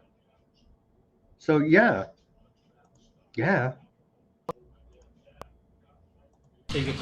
Which is in Syria. Secretary Rubio, after his meeting in Munich with the Syrian Foreign Minister and the Kurdish General Muslim Abdi, he said that President Trump was directly involved in efforts to stop the fighting between the Kurds and the Syrians. how will your administration will make sure that this peace is sustained? And do you support the idea of... Well, it's a very different topic, and so I don't want to spend a lot of time, but all I can say is that the president of Syria, who I essentially put there, is doing a phenomenal job. He's a rough guy. He's not a choir boy. A choir boy couldn't do it. But Syria is coming together, really coming together. There you go. Trump just told us he put the former head of Al-Qaeda as the president of Syria. Good job, buddy. We covered this yesterday. The site wasn't working, so we'll show you today. Was this yesterday or Wednesday? Anyhow, freedom.gov, right? And here's the site, and they claim that somehow in Europe, America is protecting free speech, and you can still access whatever on the internet using freedom.gov. And so they're liberating free speech in Europe and the rest of the world through freedom.gov. Freedom is coming.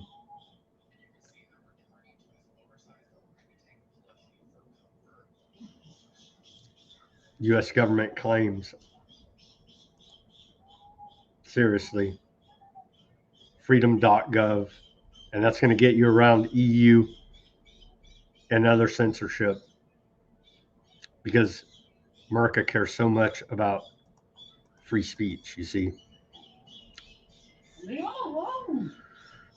Andrill, co-founder, Palmer Luckey, he went on a secret 2-day visit to Aardvark land, meeting with Shadow President of America, Bibi. And Luckey gave a TED Talk last year titled the AI Arsenal That Could Stop World War III. I think that was mistitled. It should have been titled The AI Arsenal That Will Start World War III. Here's Huckabee. What a piece of trash this guy is. Well, here he says that the world should pay reparations to Aardvark land for committing genocide, essentially. There's just... Should Israel be expected to even pay 1 penny to rebuild Gaza at this point? Absolutely not. Absolutely not. And I'll tell you, if anything, there ought to be reparations to Israel for the extraordinary fight that they have had to conduct to get their hostages back, 252, including many Americans, and to pay reparations to the families for the 1,200 people who were murdered, massacred, and mutilated by these hideous, disgusting savages of Hamas. Yeah, Hannibal Doctrine, stand down. Aardvark land, the West created Hamas in the first place. But I guess Fox News doesn't, they don't get the rest of the story. Here's Tucker. Tucker went and interviewed old Huckabee. So here's a short clip.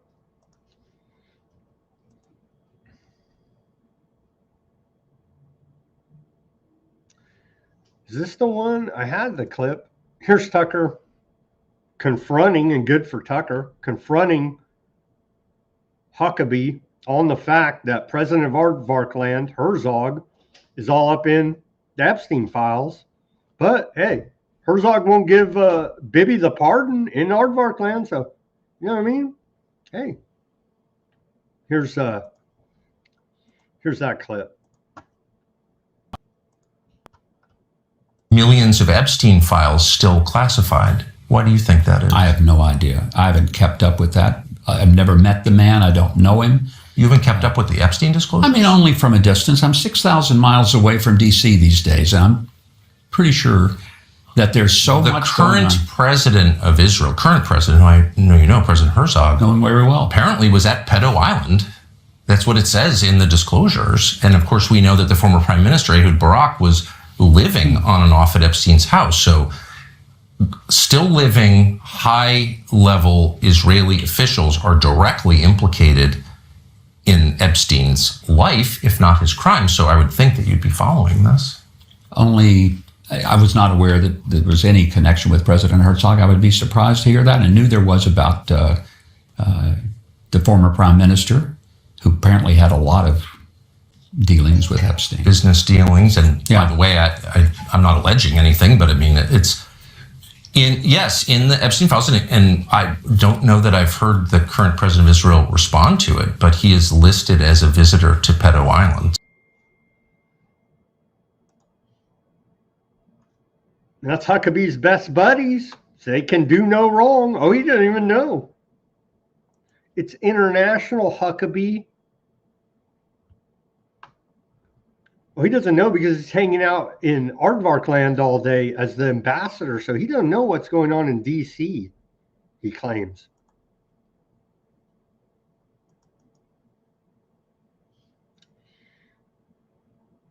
What did Denver did some math here? What did it say? Wexner still lurking? Duel. Wexner is still lurking. He is still. If you give Trump the benefit of the doubt more than he deserves, and Iran, Aardvark land proxies killed 33,000 people, said 32, but okay. That is 1 divided by 181.18 of at least the amount of people killed by the bat miracles. Good point there. When you put it in that context, yeah, whoop-de-doo if Iran kills everybody in their whole country, right? Like, let's put it in proper context here. But I don't take Trump at his word at all. At all. I don't think they killed 32,000 people during that. I believe they killed a few thousand. And I believe a lot of legitimate grassroots, legitimate Iranians were killed in it. They were caught up in the whole thing. And they have legitimate protest against their government because the United States is sanctioning the hell out of them and tariffing them and everything else and every other which way to crash their economy. And then they sent in the shock troops as they riled up legitimate domestic grievances against the government. They sent in the intelligence shock troops to try to overthrow the regime. Were 32,000 people during that killed? I just can't see that many people. It only lasted like a week, right? Maybe they did. But and it's just a fraud that Trump cares about the Iranian people. Give me a freaking break. The genocide continues. They're bombing the hell. They're Aardvark land, indiscriminate artillery fire into Key Younis, southern Gaza, reported earlier today. Aardvark land escalates attacks in Gaza as residents observe second day of Ramadan. They're really trying to rile up the Muslims on their religious holiday, doing everything they can to try to provoke them. Aardvark land launched heavy airstrikes and artillery shelling across the Gaza Strip yesterday, the second day of Ramadan, despite the so-called ceasefire. Fighter jets targeted eastern neighborhoods in Gaza City, while artillery struck surrounding areas. This is from Arab news sources, first-hand accounts. In southern Gaza, cities include Kionis and Rafah. Well, that's your new military base. I don't know what they're complaining about. U.S. military is taking over Rafah, as has been announced. Came under at least 2 airstrikes and artillery hit in Al-Mawazi area west of Rafah, residents reported. The attacks come amid widespread destruction after a 2-year Aardvark land-led offensive that left much of Gaza's infrastructure in ruins and living conditions devastated. I believe it was one of these international organizations called it a apocalyptic hellscape. So yeah, Gaza's health ministry reported that despite the ceasefire, at least 611 Palestinians have been killed since the ceasefire, and 1,630 injured in ongoing aardvark land attacks. Residents continue to observe Ramadan under the shadows of relentless military strikes. But there's a ceasefire. We got a board of peace. I don't know what they're complaining about.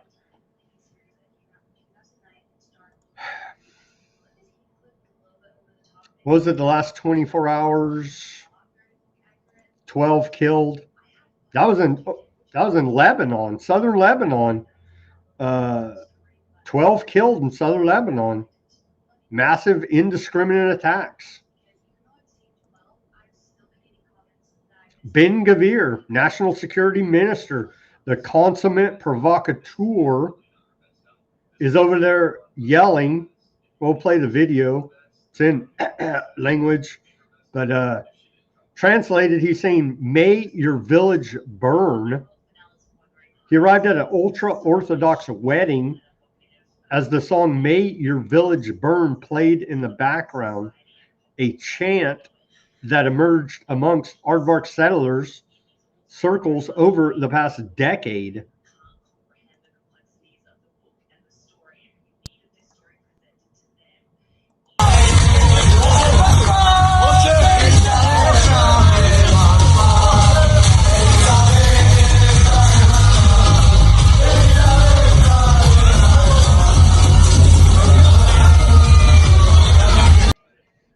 The complete genocidal maniac, National Security Minister Ben Gvir there.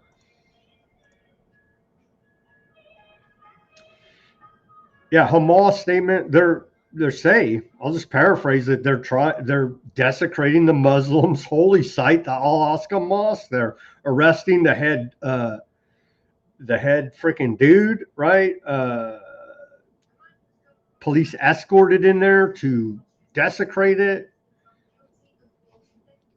all during their holy time, Ramadan, right? They're trying to incite these Muslims with everything they got as an excuse for more genocide. 14 Palestinians detained in aardvark land operation in the occupied West Bank, including journalists. Aardvark land operation forces detained 14 Palestinians across the occupied West Bank, including journalist Attali from the north. At dawn, the Aardvark Land Army raids in multiple areas of the West Bank, arresting at least 9 young men after storming and searching their homes. 5 men were arrested during a large-scale incursion, while Aardvark Land military vehicles also entered the city without any arrest of Nablus. So, and did I have a report? I thought I had another one of abuse. Maybe we missed that one. And by the way, they're abusing and looking to execute the Palestinian prisoners right now that they have in custody. And constant abuse, torture, rape, dog attacks going on there. Okay, let me read you this and then we'll sign off for today. Just a little snippet here because this helped put things in a little bit better perspective for me. This is Martin Luther, the Aardvarks and Their Lies. And this is page 12. I'll start right here. He says, and this is after interacting with him for a long time. And this is the pamphlet he wrote, 36 pages. Anyhow, he says, they hold one principle on which they depend and in which they trust so much. That is, they are born of the highest people on earth, of Abraham, Sarah, Isaac, Rebecca, Jacob, etc. We, Goyim, heathen, are not human beings in their sight. but hardly worthy to be regarded as worms, for we are not of the high noble blood, birth, and descent. Noble blood. This is their agreement, and in my opinion, the foremost and strongest. Therefore, God must suffer them in their schools, prayers, songs, doctrine, and entire life. There they stand before him and pester him, and I may speak of God in such human manner. He must hear how they exalt themselves and praise God for separating them from the heathen and permitting them to be born of the holy fathers and chosen them for his own holy nation, etc. And there is no end of boasting about blood and bodily birth of the fathers. And he goes on to further explain it, but that's why, where their attitude toward the Goyim comes from. They believe they're, as was just explained, part of that bloodline, and so they're better than all the rest. And he goes into more detail here. Maybe I'll read some more from it, but next little subsection, he calls them children of the devil, and he's talking about direct interactions he's having with them. And let me just leave it with this, a quote from Scripture. He says, our Lord also calls them vipers in John 8:39. If ye were Abraham's children, ye would do the works of Abraham. Verse 44, ye are of your father, the devil. And that's all I got today on this Friday edition of Weaponized News. Let me go over to Odysee quickly, see if anybody's on Odysee in the chat. A few people there. John Gurr, Fat Bob over there, Danger. Thank you guys for tuning in. Deep. Let's see. We don't know. John says, we don't know that space exists, do we? They lie about our history and that whopper, the moon landing. Well, we're in a space race with China to launder another $1 billion and try to break the firmament, right? Or they're going to put out some fancy video showing a tin can surveying the moon for the jump spot to Mars, according to Elon Musk. Danger says all the food at grocery stores is made with Roundup Ready GMO fruits, veggies, grains. So the lawsuits could be in the hundreds of millions of claims since we're all eating the delicious glyphosate. Indeed.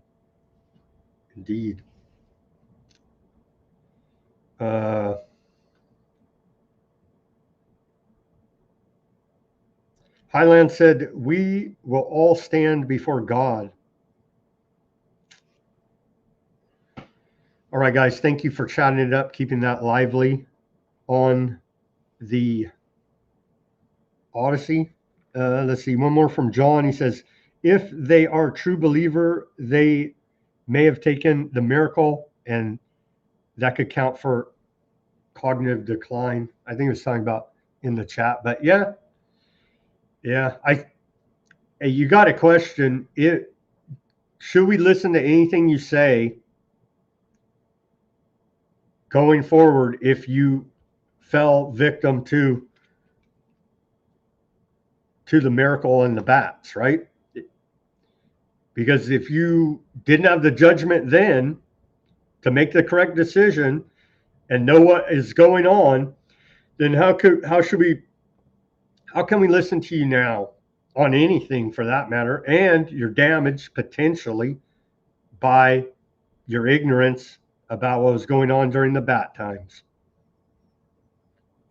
Thank you guys for tuning in on the Odysee, on the Bitchute as well. Thank you for tuning in on X. If you can even see it, X is all jacked up for live streams. It's jacked up. We're shadow banned on there anyway. So anyhow, if you're listening on X, thank you for tuning in there. What do they say? Can you point to Bahrain on a map? I don't know. Let's see. Where the heck is Bahrain? It's right in here. Where the heck is Bahrain? Right. Yeah, where is Bahrain? Right up here somewhere. That's a good question. I'll get back to you on that, Duel. Thank you. Yeah, where is Bahrain?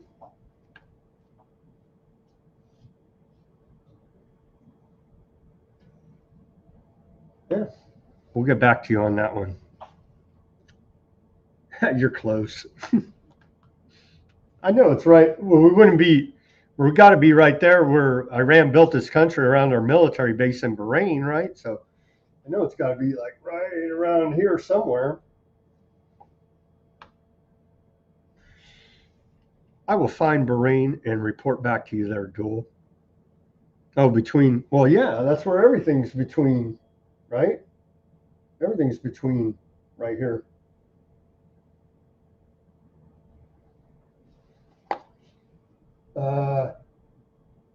I see it. It's real small right there, right there. Right there. Got it for you live there, Duel.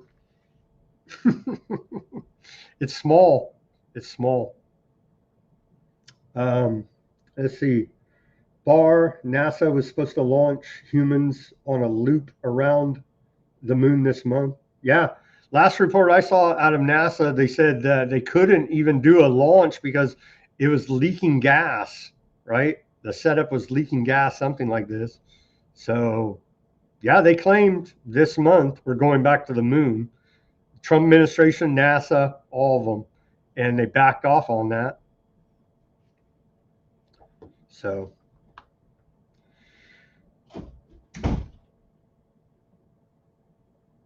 well, thank you guys for tuning in on Rumble, YouTube. Did I get everybody? Kick, Facebook, and Twitch. And again, I'll be on William Ramsey's Investigates on Monday, regular time, 5. I will try to stream it to all Weaponized News channels. So that's where I'll be on his show at our regular 5 p.m. Pacific time. And we're going to do another deep dive into all things Epstein, the cult, MK Ultra. I'm sure he'll have a bunch of new information. I'm going to collate all my information and try to make it very presentable. And so I look forward to that show on Monday. As always, everybody do your own research. Peace, love, and freedom. Speak out and take action. Have a great rest of your Friday evening. And we'll see you on Monday for more Weaponized News.